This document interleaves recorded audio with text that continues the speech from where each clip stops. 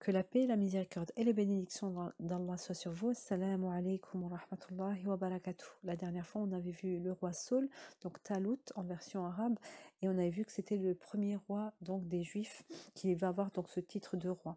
On va voir la succession au roi David alayhi salam. On avait vu que dès son plus jeune âge, David va aller avec l'armée du roi Saul et va montrer sa bravoure et son courage et affronter le grand Goliath donc des Philistins et gagner ce titre donc de grand conquérant. Et ensuite, donc à la mort du roi Saul, c'est David qui va donc être élu donc le deuxième roi des Juifs. On dit que David alayhi salam était de petite taille, il avait les yeux bleus et il adorait beaucoup Allah Azza wa Jal. Il dormait la moitié de la nuit et il adorait le tiers, il demandait pardon à Allah Azza wa Jal. Allah dit justement de lui alayhi salam qu'il était un excellent, donc il demandait beaucoup le repentir. Allah va lui donner les psaumes, donc le Zabour, et qu'il va psalmodier. On dit qu'il avait plus de 70 voix, subhanallah, et même les oiseaux venaient auprès de lui pour l'écouter, donc psalmodier, donc les psaumes, et les montagnes également. Il avait également, il aimait beaucoup également jeûner, il jeûnait un jour sur deux, et justement le prophète alayhi salam dit de lui qu'il avait le meilleur donc jeûne, le fait de faire un jour sur deux, Inch'Allah. Et on dit donc de Daoud alayhi salam que c'était un roi qui était juste et fort. Allah va lui donner justement par rapport à la force le fait de faire fondre le fer avec ses propres mains et de confectionner donc des armures. Et par rapport au fait qu'il était juste, on a trois histoires dans le Coran des jugements qu'il va établir.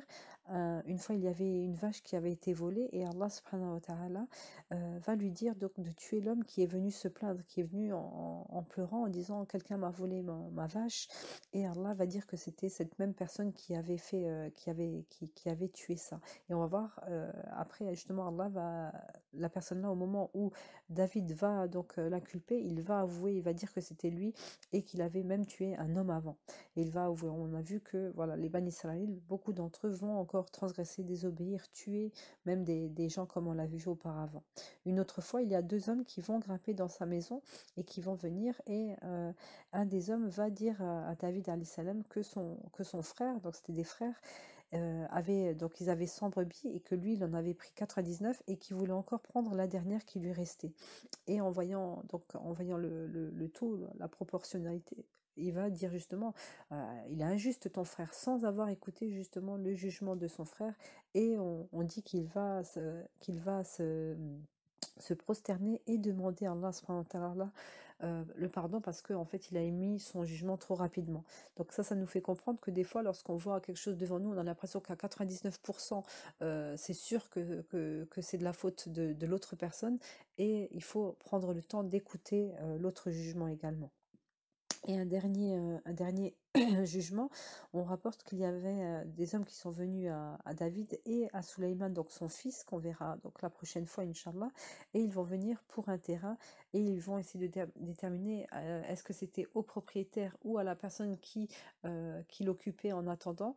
Et Allah va justement dire que c'est Suleyman qui va avoir la bonne réponse à ce jugement. On va voir justement que David et Suleyman avaient une grande capacité de jugement et ils réfléchissaient pour arriver à établir donc un bon jugement.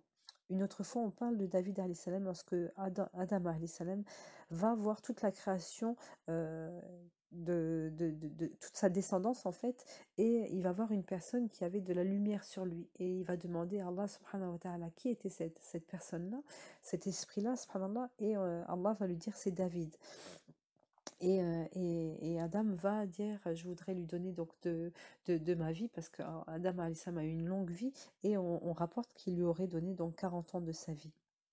Et on terminera par la dernière chose, on dit que David alayhi salam était jaloux, et le jour de sa mort, un homme va rentrer donc dans la maison, et sa femme va le voir, et elle va lui dire, David est très jaloux, je ne sais pas qu'est-ce que tu fais là, et après, donc la personne était en fait l'ange de la mort, et il est venu prendre l'âme de David alayhi salam.